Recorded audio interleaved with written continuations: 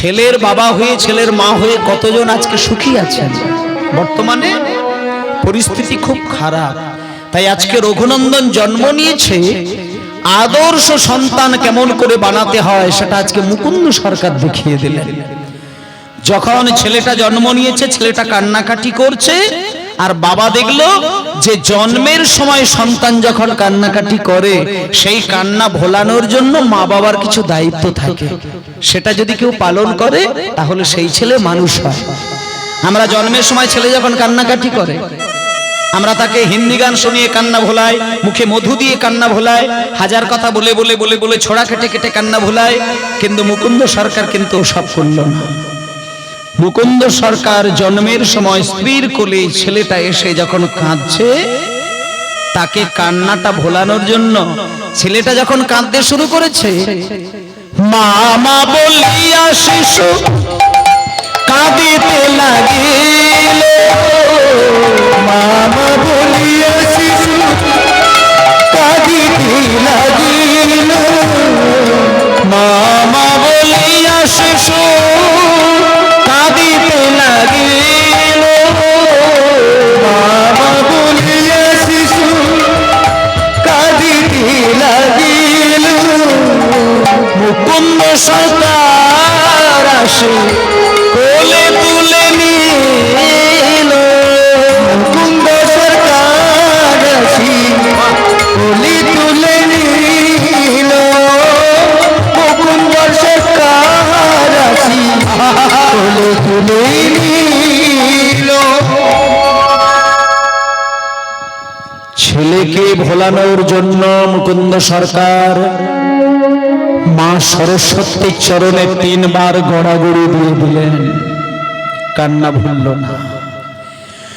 সরস্বতীর চরণে 3 বার ছেলেকে যখন গড়িয়ে দিয়েছে, ছেলের কান্না ভুলে না, আরো কান্না বেড়ে গেল।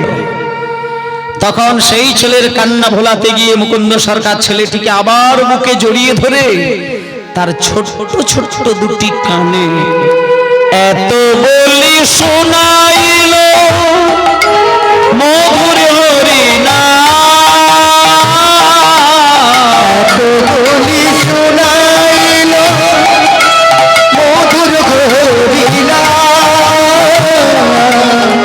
এত বলি শোনাইল মধুর হরিনাম, হরিনাম শুনে শিশু হাসিয়া বিরাম, হরিনাম শুনে শিশু হাসিয়া বিরাম, হরিনাম শুনে শিশু হাসিয়া বিরাম। এইটাই হচ্ছে আসল জায়গা। যেই সবে সদ্যজাত ছেলেটাকে হরিনাম শুনিয়েছে, যে ছেলে প্রচন্ড চিৎকার করে কাঁদছিল, সেই ছেলে আজকে মুখে হাসি ফুটে গেল। এবার দেখতে দেখতে ছেলেটার বয়স হয়েছে 6 মাস, 1 বছর, 3 বছর, 4 বছর, 5 বছর। 5 বছরের ছেলের বয়স যখন এলো,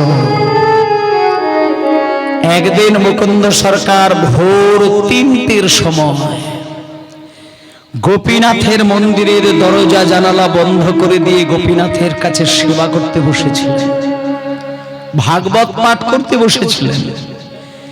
এতদিন মুকুন্দ সরকারের ভাগবত পাঠ শোনার জন্য কেউ কোনোদিন মন্দিরের কাছে লাইন দেয়নি, কিন্তু আজকে দেখছে ঠিক 3টে বাজে, ভোরের বেলা, অন্ধকার তখন, কিন্তু মুকুন্দ সরকার যখন ভাগবত পাঠে মন দিয়ে দিয়েছেন, চোখ বন্ধ করে পাঠ করছে। মায়েরা, মুকুন্দ সরকার যখন ভাগবত পাঠ করে না, মানে কে শুনবে আর কে শুনবে না ও চিন্তা করে উনি পাঠ করেননি। উনি শুধু পাঠের মধ্যে ডুবে যায়, কান্নার জায়গা আসলে নিজেই কাঁদেন, হাসার জায়গা আসলে নিজেই হাসেন। কারণ মুকুন্দ সরকার জানে আমি গোবিন্দের, আমি কৃষ্ণের কাছে ভাগবত পাঠ করছি, আমি শুনবো, আমার প্রাণ গোবিন্দ শুনবেন। তাই একাই হাসে, একাই কাঁদে। আজকে হঠাৎ মুকুন্দ সরকার দেখলেন কে যেন দরজাটা খুলল, দরজা খুলেই পাশে এসে কে যেন বসলো, আর কেউ নয় 5 বছরের একটা শিশু পুত্র, যে কিনা হলো মুকুন্দ সরকারের নিজের ছেলে ওই রঘুনন্দন। রঘুনন্দন যখন দরজাটা খুলেই গুটি গুটি পায়ে বাবার পাশে গিয়ে বসেছে, মুকুন্দ সরকার তখন রঘুনন্দনকে দেখতে পেয়ে ভাগবত পাঠ বন্ধ করে দিয়ে বলছে, এই খোকা, খোকা, আরে ভোরের বেলায় ঘুম থেকে উঠে এসেছিস, যা ঘরে যা, সকাল বেলায় আসবি, মায়ের কাছে গিয়ে শুয়ে পড়। রঘুনন্দন বলছেন, বাবা আমি তোমার মুখে ভাগবত শুনব। ভাগবত শুনবি? হ্যাঁ, আমি তোমার মুখে ভাগবত শুনবো। তাহলে কোলে আয়, কোলে আয়। তুই যদি ভাগবত শুনতে চাস আমার কোলে আয়, দূরে দাঁড়িয়ে থাকিস না, আমার কোলে আয়। সঙ্গে সঙ্গে রঘুনন্দনকে কোলে করে নিয়ে বাবা আবার ভাগবত শুরু করলেন। 3টে থেকে 4টে পর্যন্ত, মানে 1 ঘন্টা ভাগবত পাঠ করলেন। 1 ঘন্টা ভাগবত পাঠ করার পরে তারপরে 4টে যখন বেজে গেল, তখন এইবার মুকুন্দ সরকার রঘুনন্দনকে বলছে, এই খোকা চলে যা, মন্দিরের বাইরে চলে যা, আমি এবার গোপীনাথের সেবা করব। কে দেন? যারা দেন একটু হাত তোলো। নিতাই গৌর হরি বল।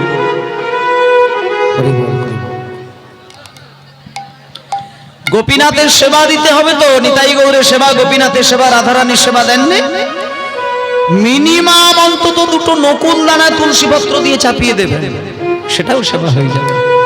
আজকে মুকুন্দ সরকার কেমন ভাবে সেবা দিচ্ছেন দেখুন। মুকুন্দ সরকার 2টো তুলসী পাতা নিয়েছেন, তাতে চন্দন মাখিয়েছে, চন্দন মাখিয়ে একটা চরণে তুলসী দিয়েছেন।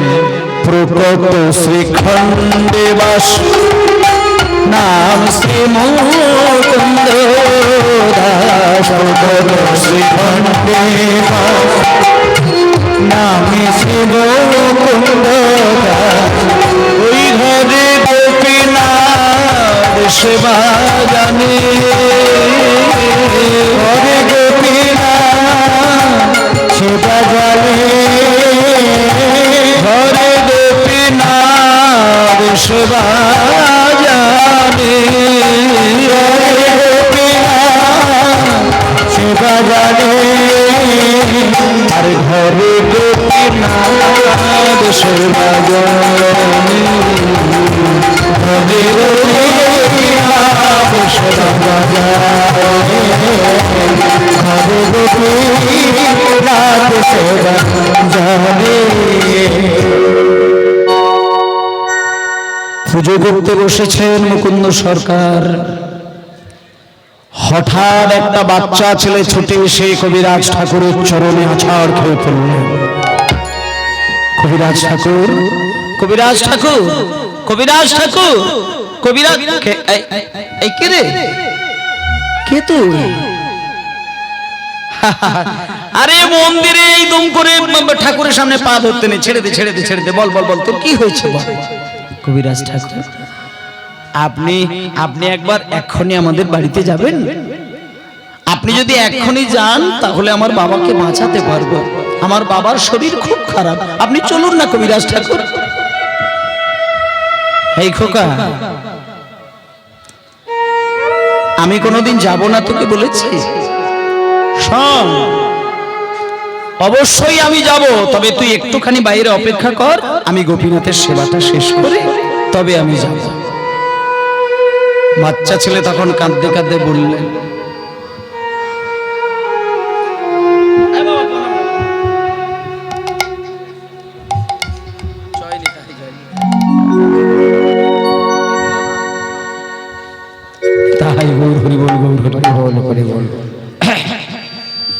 আস্তে ছোট্ট ছেলেটাকে বলছে, বাইরে অপেক্ষা কর, আমি পুজো শেষ করি, তার সঙ্গে আমি তোর বাবার বাড়িতে যাব, আমি বাড়িতে গিয়ে তোর বাবার চিকিৎসা করব।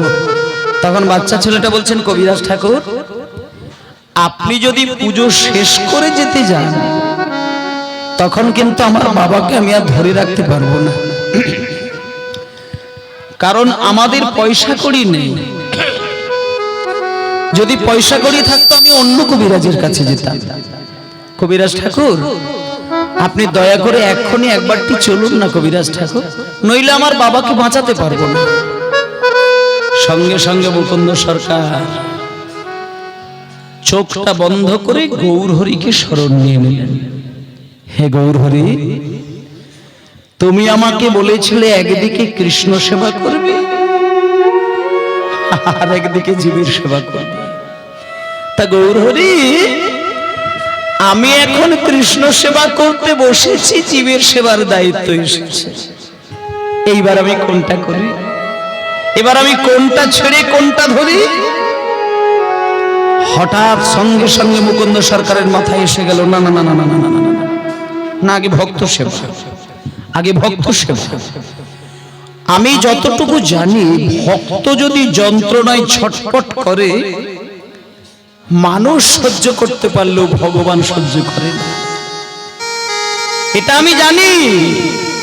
ভক্ত যদি যন্ত্রণায় বুক চাপড়ে কাঁদে, স্বর্গ থেকে ভগবান পর্যন্ত কেঁদে ওঠে। তাই আমি বরং ভগবানের সেবাটা পরে হবে, এখন ছুটে গিয়ে ভক্তের প্রাণটা বাঁচা।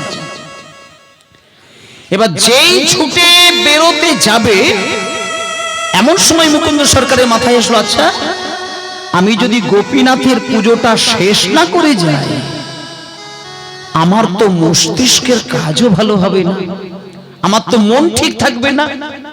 এইবার আমি কি করি? হঠাৎ মনে এলো, আচ্ছা আচ্ছা আচ্ছা, দাঁড়াও দাঁড়াও দাঁড়াও, আমার রঘু তো একটু আগেই আমার কাছে এসেছিল, ওর তো আমি দেখলাম যে একটু ভাগবত পড়া, একটু ভাগবত শোনা একটু ইচ্ছে রয়েছে, তাহলে তো একদিন না একদিন ও তো ভক্ত হবে। আজকে বরং আমি একটু রঘুনন্দনকে ডেকে আজকের পুজোর ওই বাকি দায়িত্বটা চাপিয়ে দিই, আমি বরং বেরিয়ে যাই। এই রঘু, রঘু, এই রঘু, গেলা কোন কার্যান্তরে, গোপীনাথের সেবার করে, গেলা কোন কার্যান্তরে, গোপীনাথের সেবার করে, গেলা কোন কার্যান্তরে, গোপীনাথের সেবার করে। আর শ্রী রঘুনন্দনে ডাকিয়ানে, রঘুনন্দনে ডাকিয়ানে, শ্রী রঘুনন্দনে ডাকিয়ানে, আর শ্রী রঘুনন্দনে ডাকিয়ানে,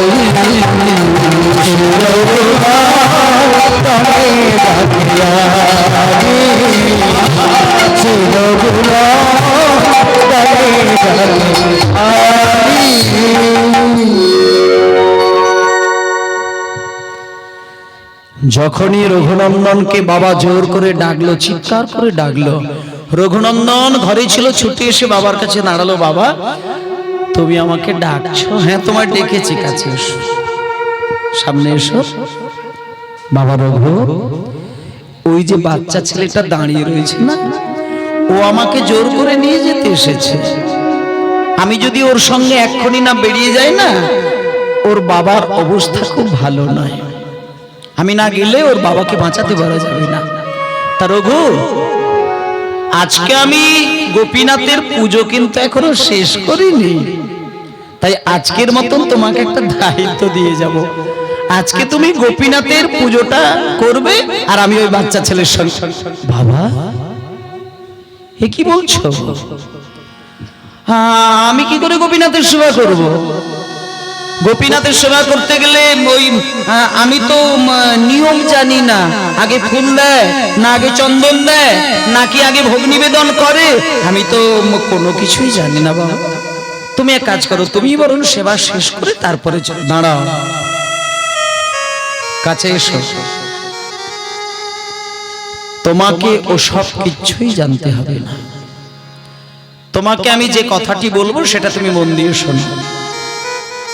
আমি এক্ষুনি বেরিয়ে যাব, তুমি পাশের ঘরে দেখবে মা নাড়ু তৈরি করছে, একটা থালার মধ্যে ক্ষীরের নাড়ু তৈরি করা রয়েছে, তুমি মায়ের কাছে যাবে, নাড়ুর থালাটা নিয়ে আসবে, আর গোপীনাথের মন্দিরের ভেতরে গিয়ে সামনে বসে বসে তুমি শুধু কাঁদবে, আর কিছু করতে হবে না। গোপীনাথের মন্দিরে বসে বসে কাঁদলেই গোপীনাথ সেবা পাবে। চলে যাও, আর বেশি কিছু জানার দরকার নেই। চলে যাও, ঘরে কৃষ্ণ সেবা রয়েছে। ঘরে আছে কৃষ্ণ সেবা, তারে যত্ন করি খাওয়াইবা। ঘরে আছে কৃষ্ণ সেবা, তারে যত্ন করি খাওয়াইবা। ঘরে আছে কৃষ্ণ সেবা, যত্ন করি খাওয়াইবা।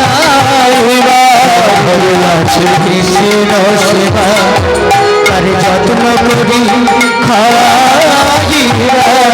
এত বলি মুকুন্দ চলিলা, এত বলি মুকুন্দ চলিলা, আর এত বলি মুকুন্দ চলিলা, এত বলি মুকুন্দ চলিলা, এত বলি মুকুন্দ চলিলা, এত বলি মুকুন্দ চলিলা, এত বলি মুকুন্দ চলিলা। 5 বছরের ছেলের যে বিশ্বাস থাকে না, 50 বছরের মানুষের সেই বিশ্বাস থাকে না। শিশু শিশু শিশু নাম রেখেছে রঘুনন্দন, বয়সটা তার 5। বাবা বলে দিচ্ছে গোপীনাথের মন্দিরে গিয়ে শুধু কাঁদবি, তাতে গোপীনাথের সেবা হয়ে যাবে। এবার এই কথা বলে মুকুন্দ সরকার তাড়াহুড়ো করে বেরিয়ে যাচ্ছে, শুধু ছেলেটার বাবাকে বাঁচাবে বলে। পাড়ার একটা ছেলে যখন বাড়ি থেকে কিছুটা দূরে গেছে, রঘুনন্দন পিছন থেকে ছুটে গিয়ে বাবার হাতটা ধরল। বাবা দাঁড়াও, তুমি চলে যাচ্ছ কোথায়? আমি যে গোপীনাথের সেবাটা করব, আমি একটুখানি চিন্তা করে দেখলাম, গোপীনাথের সেবা করতে গেলে তো মন্ত্র শিখতে হয়। আমি তো মন্ত্র জানি না বাবা, তাহলে আমি যদি মন্ত্র না জানি আমি গোপীনাথের সেবা করব কি করে? কি বললি? মন্ত্র? আর একবার বল, মন্ত্র। বারবার বল, মন্ত্র মন্ত্র মন্ত্র মন্ত্র মন্ত্র মন্ত্র। এই রঘু, এই যে তুই মন্ত্র শব্দটা বললি, এটাকে বারবার বারবার যদি উচ্চারণ করা হয় তাহলে কি হচ্ছে দেখ তো, বারবার উচ্চারণ করে দেখ। মন্তর মন্তর মন তোর, মন তোর, মন তোর, মন তোর। ওরে কি বা হবে শুদ্ধ মন্তর, শুদ্ধ মন্তর। ওরে থাকে যদি শুদ্ধ মন্তর, ওরে কি বা হবে শুদ্ধ মন্তর। ওরে থাকে যদি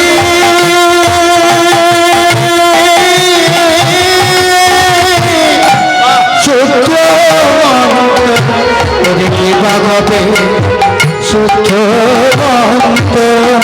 ওরে থাকে যদি শুদ্ধ মন্ত্র। এই যে মানুষ মন্ত্র শোনে, মন্ত্র শোনে কেন? মন যুক্ত ত্র সমান হয় মন্ত্র। এই মনের সঙ্গে ত্র যোগ করে দিলে তবে মন্ত্র হয়। আর ত্র মানে হচ্ছে ত্রাণ করা, পরিষ্কার করা, ধুইয়ে দেওয়া, তাকে বলে ত্র মানে ত্রাণ। মনকে ধোয়ানোর জন্য, মনকে পরিষ্কার করার জন্য, মনকে ত্রাণ করার জন্য মন্ত্র ধারণ করে। তা আজকে বাবা এবার ছেলেকে মাথায় হাত বুলিয়ে দিয়ে বলছে, এই রঘু, রঘু রে শোন একটা কথা বলি, তোর বয়স সবে মাত্র 5 বছর।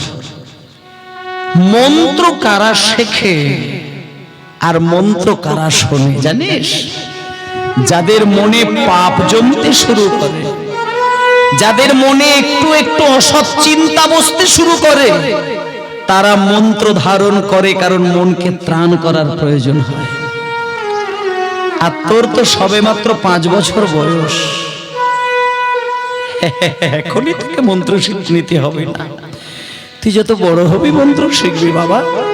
এখন তুই এক কাজ কর, তুই কোনো দিকে না তাকিয়ে শুধু তুই ভগবানকে ডেকে যা, শুধু ভগবানকে ডেকে যা।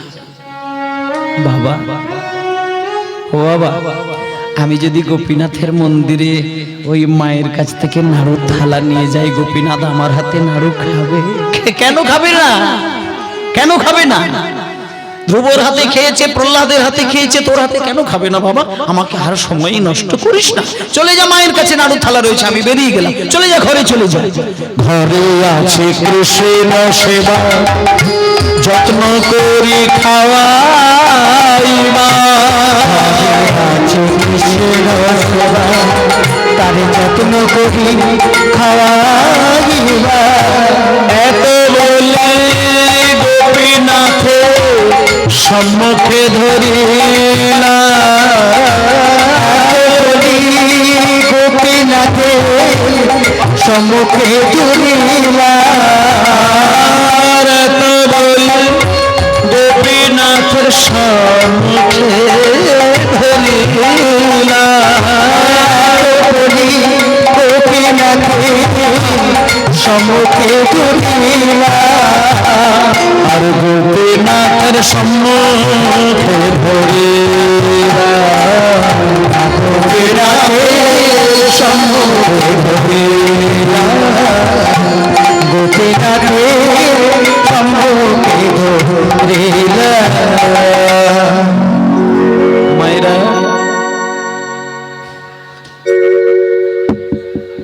এক বিন্দু বানানো গল্প নয়, আজকের এই ঘটনাটা হচ্ছে সত্য ইতিহাস। বাবা শুধু বলে দিয়ে গিয়েছিল যে গোপীনাথ নাড়ু খাবে, আর বাচ্চা ছেলেটা মনে মনে চিন্তা করে নিয়েছে গোপীনাথ বুঝি মানুষের মতো নাড়ু খায়। এটা এক বিন্দু বানানো কাহিনী নয়। 5 বছরের ছেলেকে যেটা বিশ্বাস করাবে সে সেটাই বিশ্বাস করবে। বাবা যেই বলেছে তোর হাতে নাড়ু খাবে, সে একভাবে চিন্তা ভাবনা করে মায়ের কাছে চলে গেল। মায়ের কাছে গিয়ে বলছে, ও মা, মা, তুমি যে নাড়ুর থালার মধ্যে নাড়ু তৈরি করেছো, ওই নাড়ুর থালাটা আমাকে দাও। বাবা আমাকে বলেছে আজকে আমি গোপীনাথের সেবা করব। তুই গোপীনাথের সেবা করবি কেন? তুই গোপীনাথের সেবা করবি? বাবা কোথায়? বাবাকে একটা বাচ্চা ছেলে জোর করে তুলে নিয়ে চলে গেল। বাবা বাচ্চা ছেলেটার সঙ্গে বেরিয়ে গেছে, আর বাবা আমাকে দায়িত্ব দিয়েছে আজকে আমি গোপীনাথের সেবা করব, তুমি আমাকে নাড়ু থালা দাও। সঙ্গে সঙ্গে মা কোনো কিছুই উপায় না খুঁজে পেয়ে সোজা গোপীনাথের মন্দিরে গিয়ে আছাড় খেয়ে কাঁদতে লাগলো। হে ঠাকুর, এদের এই বাপ বেটা মিলে কি যে তোমাকে নিয়ে শুরু করেছে ঠাকুর। এদের যদি চলার পথে, বলার পথে, সেবার পথে যদি কোনো অপরাধ হয়ে যায়, তুমি যেন সেই অপরাধ নিও না ঠাকুর, তুমি আমাকে সেই অপরাধ দিয়ে দিও। ছেলের যদি কোনো ভুল হয়, স্বামীর যদি কোনো ভুল হয়, তুমি যেন সেই ভুল নিও না, আমাকে দিয়ে দিও, আমি সব সহ্য করে নেব। আসলে মায়েরা সংসারের কল্যাণের জন্য বাড়ির যিনি মা হন, কত কিছুকে দাঁতে দাঁত চেপে সহ্য করে নিতে হয়। আজকে যখনই ওই ছোট্ট 5 বছরের ছেলেটা বাইনা ধরেছে যে তুমি আমাকে নাড়ুর থালা দাও, বাবা আমায় বলে গেছে, ছুটে গিয়ে মায়ের কাছে ধরলো, মা তুমি আমাকে নাড়ুর থালা দাও, তুমি আমায় নাড়ুর থালা দাও। ঠাকুর ঘরে মা যা বলার বলে দিল, দিয়ে সেইবার নাড়ুর থালাটা নিয়ে রঘুনন্দনের কাছে গিয়ে বলছে, রঘু চলে যা, চলে যা, তুই নাড়ুর থালা নিয়ে মন্দিরে চলে যা, দেখি তুই কেমন করে সেবা করিস। এইবার সেই রঘুনন্দন নাড়ুর থালাটা হাতে নিয়ে গুটি গুটি গুটি গুটি পায়ে এসে সেই গোপীনাথের মন্দিরের ভেতরে প্রবেশ করল। গোপীনাথের মন্দিরের ভেতরে গিয়েই নাড়ুর থালাটা হাতে নিয়ে এত বলি গোপীনাথে সম্মুখে ধরি না, বলি গোপীনাথে সম্মুখে ধরিলা, এত বলি গোপীনাথে সম্মুখে ধরিলা, আর গোপীনাথের সম্মুখে ধরিলা, গোপীনাথে সম্মুখে ধরিলা, গোপীনাথে সম্মুখে ধরিলা। ঠাকুর ঠাকুর ঠাকুর, আমি তোমার কোনো নিয়ম জানি না ঠাকুর, বাবা কিন্তু তোমাকে রোজ সেবা দেয়। তুমি তো দেখছো আমি একটা বাচ্চা ছেলে, আমি কি নিয়ম জানি ঠাকুর? আর তাছাড়া বাবা তো তোমার পুজো কোনোদিন বন্ধ করেনি, বাবা রোজই তোমাকে সেবা দেয়। আজকে একটা বাচ্চা ছেলে বাবাকে জোর করে তুলে নিয়ে গেছে, সেই জন্য আমাকে দায়িত্ব দিয়েছে ঠাকুর। আজকে তুমি আমার হাতে একটা নাড়ু শুধু খেয়ে নাও, একটা নাড়ু খেয়ে নাও। কাল থেকে বাবা আবার তোমাকে যেমন সেবা দেয় তেমন সেবা দেবে। এসো ঠাকুর, তুমি একটা নাড়ু খাও ঠাকুর। মা কি সুন্দর নাড়ু তৈরি করে দিয়েছে, কি মিষ্টি নাড়ু গোপীনাথ। একটা খেয়ে দেখো, একটা খাও। এসো ঠাকুর এসো। এত বলি গোপীনাথে সম্মুখে ধরিলা, বলি গোপীনাথে সম্মুখে ধরিলা, আর গোপীনাথের সম্মুখে ধরিলা, গোপীনাথের সম্মুখে ধরিলা, গোপীনাথের সম্মুখে ধরিলা। মায়েরা, সকালবেলায় বাবা রঘুনন্দনের উপরে দায়িত্বটা ছেড়েছে, আর রঘুনন্দন মায়ের কাছ থেকে সকালবেলা নাড়ু থালাটা নিয়ে মন্দিরের মধ্যে প্রবেশ করেছে। সকাল গড়িয়ে বেলা বেড়ে গেল, দুপুর গড়িয়ে গেল, বিকেল গড়িয়ে গেল, সেবার কাছ থেকে কিন্তু রঘুনন্দন বাইরে আসেনি। সকাল থেকে রঘুনন্দন শুধু একটাই কথা বলে চলেছে, নাড়ু খাও নাড়ু খাও নাড়ু খাও নাড়ু খাও। কিন্তু গোপীনাথ কি নাড়ু খাবে? পাথরের গোপীনাথ সে কি কোনোদিন কথা বলবে, নাকি নড়াচড়া করবে, নাকি হাত বাড়িয়ে নাড়ু খাবে? কিন্তু এ বেটা ভেবেছে গোপীনাথ মানুষের মতো নাড়ু খায়। সকাল থেকে যখন বিকেল গড়িয়ে যাচ্ছে নাড়ু খেলো না, তখন এইবার রঘুনন্দন মনে মনে ভাবছে, ও আচ্ছা এইবার আমি বুঝতে পেরেছি তুমি কেন নাড়ু খাবে না। ঠাকুর, আমি বুঝতে পেরেছি তুমি কেন নাড়ু খাবে না। এইবার আমি ধরে ফেলেছি তুমি কেন নাড়ু খাবে না। তুমি আসলে খুব লাজুক ঠাকুর।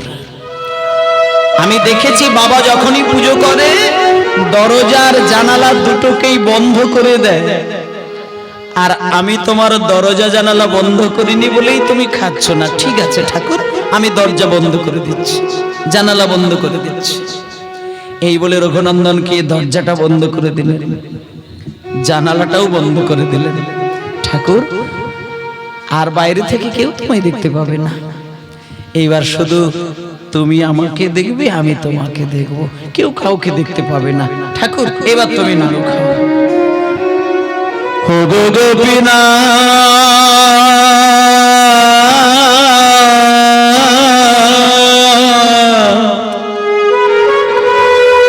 ও গো গোপীনাথ,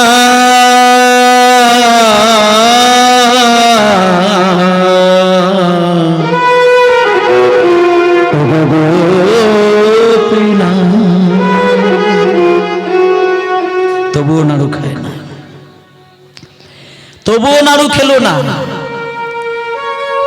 রঘু দেখলো গোপীনাথ যখন নাড়ু খাচ্ছেই না, কিছুক্ষণ চিন্তা করে করে করে করে তারপরে ভাবলো যে আচ্ছা, আমি বুঝতে পেরেছি কেন নাড়ু খাচ্ছে না। আমার মনে হয় হাতে একটা বড় বাঁশি ধরানো রয়েছে বলে নাড়ু খাচ্ছে না।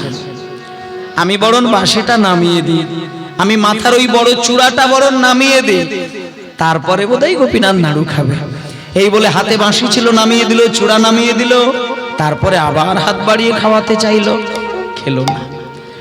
একান্ত যখন খাচ্ছেই না তখন শেষকালে, এইবার শেষ সন্ধ্যা, এবার গড়িয়ে যাচ্ছে, এবার সন্ধ্যা নামবে, এমন সময় রঘুনন্দন বলছে, ঠাকুর তুমি আসলে নাড়ু খাচ্ছ না, তুমি কি বাবার উপরে রাগ করেছো?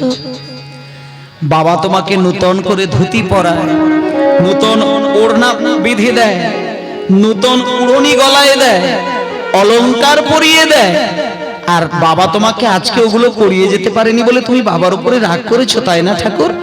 ও ঠাকুর, তুমি বাবার উপরে রাগ করো না, আজকে আমি তোমাকে সাজিয়ে দেব, আমি তোমায় সাজিয়ে দেব।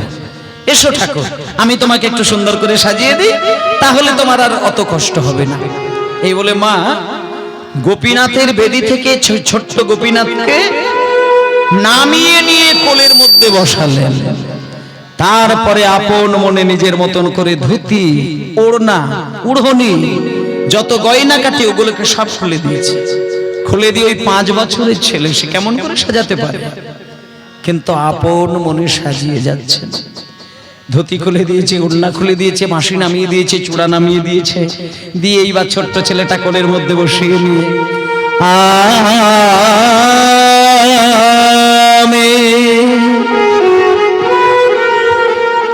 আমি সাজাবো তোমারে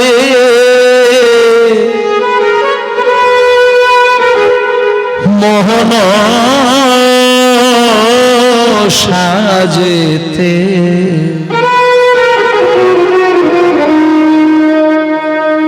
আমার আশা ছিল মনে মনে, আমি সাজাবো তোমারে ওই মোহন সাজে, আমার আশা ছিল মনে মনে,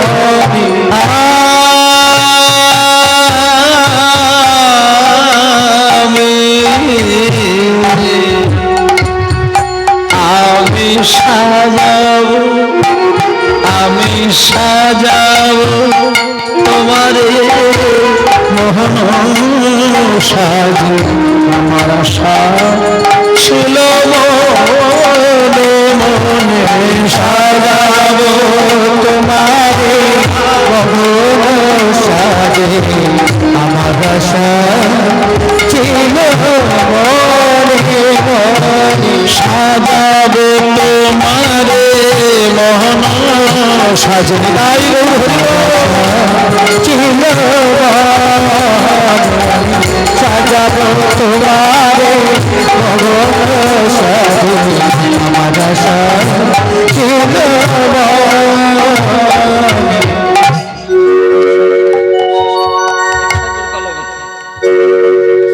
সঙ্গে সঙ্গে এইবার রঘুনন্দন দেখলো গোপীনাথ নাড়ু খাচ্ছে না। মায়েরা দেখতে দেখতে অনেকটা সময় কাটিয়ে দিল। রঘুনন্দন দেখছে যে আর কখন গোপীনাথ নাড়ু খাবে। গোপীনাথ,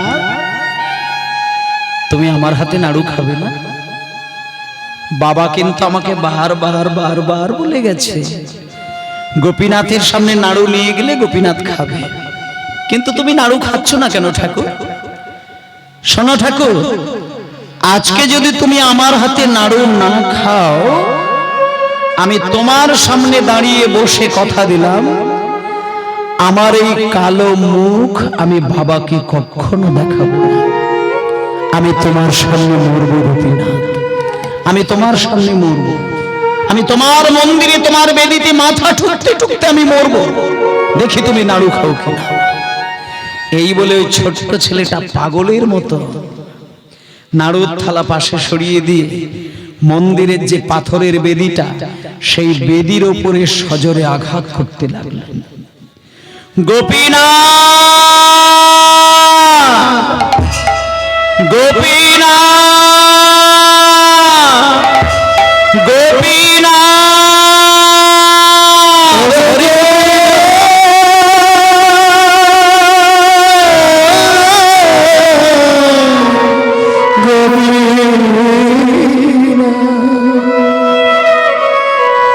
চোখের জলে আর ভক্ত ভেসে যায় মন্দির প্রান্ত। ওদিকে গোপীনাথ মনে মনে চিন্তা করলো, ছোট্ট শিশু তো বোঝে না যে আমি মানুষের মতো নাড়ু খেতে পারি নাই, আমি শুধু দৃষ্টি দিয়ে প্রসাদ করি মাত্র। কিন্তু বাবার কথায় বিশ্বাস করে ছেলেটি ভেবেছে আমি বুঝি মানুষের মতোই নাড়ু খাই। উন্মাদের মতো ডাকতে ডাকতে মাথা ঠুকে চলেছে। ওর মস্তকের আঘাতে যদি ওর মৃত্যু হয়, তাহলে এই পৃথিবীতে কেউ আর আমায় ভক্তবৎসল ভগবান বলে ডাকবে না। হে কৃষ্ণ, করুণার সিন্ধু তো কেউ আমাকে এসে বলবে না। মায়েরা, সাধের একটা সন্তান, বাড়ির একটাই সন্তান, 5 বছর বয়স,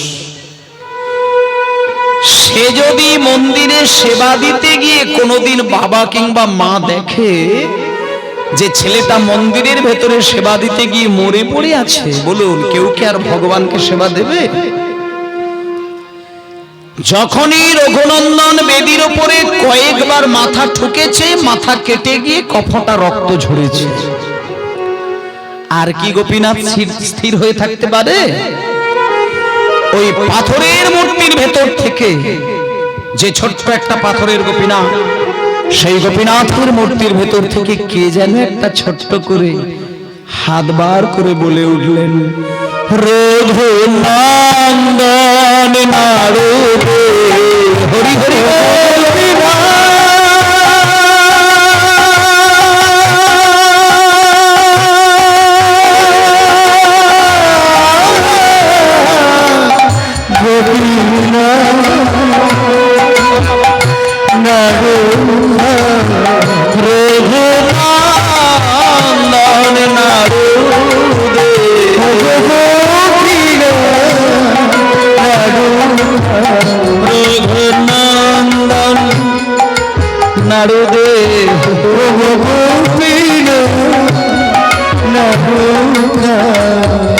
না এমনকি চোখের জল আর রক্তে মন্দির ভেসে মন্দির থেকে বাইরে বেরিয়ে আসছে, কিন্তু আর গোপীনাথ এলো না। কেন? আমার গোপীনাথ কি পাষাণ হয়ে গেল? আসলে মায়েরা, আজকে গোপীনাথের কাছে যতই মাথা ঠুকো, গোপীনাথ আজকে আসবে কি করে? দরজার ঠিক আড়ালে মুকুন্দ সরকার চুপ করে দাঁড়িয়ে দাঁড়িয়ে দেখছে। ওই যে বলে গেল না যে একটা আমি গুরুত্বপূর্ণ কাজে বেরিয়ে যাচ্ছি।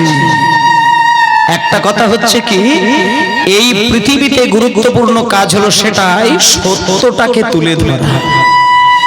মুকুন্দ সরকার একটা জিনিস ভেবে নিয়েছে, আমার ছেলে যদি বলে যে আমি গোপীনাথকে নাড়ু খাইয়েছি, সেটা যদি মিথ্যে হয়, 2 দিন পরে পাড়ার লোকেরা ছুটে এসে বলবে, দেখেছো বাচ্চা ছেলেটাকে দিয়ে ব্যবসা শুরু করে দিয়েছে, আমার সত্য প্রমাণ করতে হবে। তাই দরজার আড়ালে চুপ করে দাঁড়িয়ে রয়েছে, রক্ত আর চোখের জল বাইরে বেরিয়ে আসছে, কিন্তু মুকুন্দ সরকার কিছু বলে না। এদিকে যখন রঘুনন্দন মাথা ঠুকে ঠুকে ঠুকে ঠুকে ও নাড়ু খেলো না গোপীনাথ, এইবার রঘুনন্দন ভাবছে আজকে যদি গোপীনাথ নাড়ু না খায়, মা বাবার কাছে আমি অবিশ্বাসী হয়ে যাব। তাই এইবার দাঁড়িয়ে পড়েছে রঘুনন্দন, গোপীনাথ আজকে যদি তোমার মন্দিরে মাথা ঠুকতে ঠুকতে আমার মরণ না হয়, তুমি দেখবে আমি অন্য উপায়ে মরবো, তুমি দেখবে। এই বলে গোপীনাথের গলা থেকে ওড়নাটা টেনে নিয়ে নিজের গলায় বেঁধে নিয়ে যেই ওপরে একটা ফাঁস দিতে গেছে, আর কি গোপীনাথ পাষাণ হতে পারে? আর কি সে পাথর হয়ে দাঁড়িয়ে থাকতে পারে? সঙ্গে সঙ্গে সেই পাথরের গোপীনাথের ভেতর থেকে একটা হাত বার করে রঘুনন্দন নারুদে হরি হরি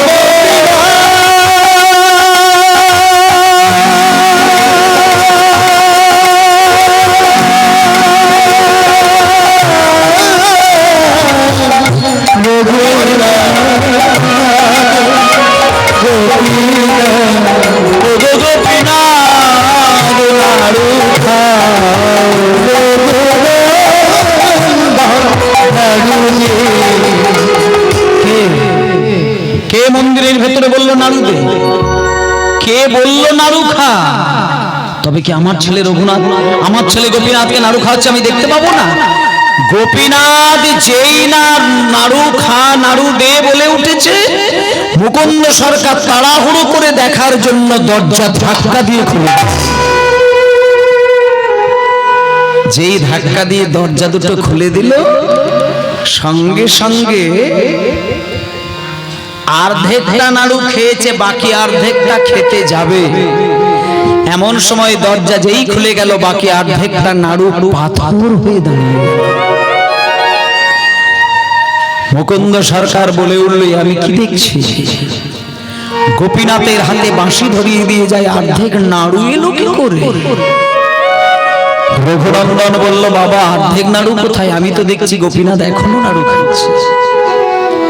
তখন রঘুনন্দন গোপীনাথকে প্রশ্ন করলেন, ঠাকুর তুমি নাড়ু খাচ্ছ, আমি তো দিব্যি দেখতে পাচ্ছি, কিন্তু আমার বাবা বলছে দেখতে পাচ্ছে না, কেন হচ্ছে এই দৃশ্য?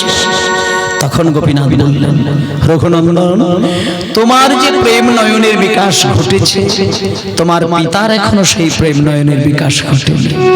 তাই তুমি দেখতে পেলেও তোমার পিতা দেখতে পাচ্ছেন না। তোমার পিতার অঙ্গ তুমি স্পর্শ করো, তবেই তিনি দেখবেন যে আমি নাড়ু খাচ্ছি। সঙ্গে সঙ্গে রঘুনন্দন মুকুন্দ সরকারের অঙ্গ স্পর্শ করল, দেখলো তার গোপীনাথ এক এক করে নাড়ু আস্বাদন করছে। অজ্ঞান হয়ে আছাড় খেয়ে পড়ল মুকুন্দ সরকার। জ্ঞান ফিরে গোপীনাথকে নয়, রঘুনন্দনকে বুকে জড়িয়ে ধরলেন। রঘুনন্দন কিবা বিপ্র কিবা শূদ্র সন্ন্যাসী জ্ঞানে নয়, যেই কৃষ্ণ তত্ত্ববেত্তা সেই গুরু। খোকা তুই আমার ছেলে, আমি তোর বাবা, কিন্তু তুই আমার ছেলে হয়েও আমার অজ্ঞান অন্ধকার সরিয়ে জ্ঞানের বাতি খুলে আজকে তুই আমায় ভগবান দেখিয়ে দিলি। তাই আজ থেকে তুই আমার গুরুর আসনে বসলি রে রঘুনন্দন। কিন্তু আমি কি দেখছি, আমার গোপীনাথের হাতে কি অর্ধেক নাড়ুটা লেগেই থাকবে? এবার গোপীনাথ বলে উঠলেন, মুকুন্দ তোমার ছেলের ভক্তির বাঁধনে আমি চিরকালের জন্য বাঁধা পড়ে গেলাম। যে হাতে আমি বাঁশি ধরে থাকতাম, এই গ্রামে আর আমি বাঁশি ধরবো না। এই অর্ধেক নাড়ু নিয়ে এই গ্রামের মাটিতে আমি হাত বাড়িয়ে দাঁড়িয়ে থাকবো। দূর দূর থেকে ভক্তরা আমার কাছে আসবে, আমার এই দৃশ্য দর্শন করবে, আর লোকে সবাই বিশ্বাস করবে। ডাকার মতো যদি কেউ ভক্তি ভরে আমাকে ডাকে, আমি তার কাছে গিয়ে হাত বাড়িয়ে নাড়ু খাবোই খাবো। তাই আজকে এখনো যদি আপনারা সেই শ্রীখণ্ড গ্রামে যান, দেখবেন রঘুনন্দন যে গোপীনাথকে নাড়ু খাইয়েছিল, সেই গোপীনাথ এখনো নাড়ু নিয়ে দাঁড়িয়ে রয়েছে। কোথায়?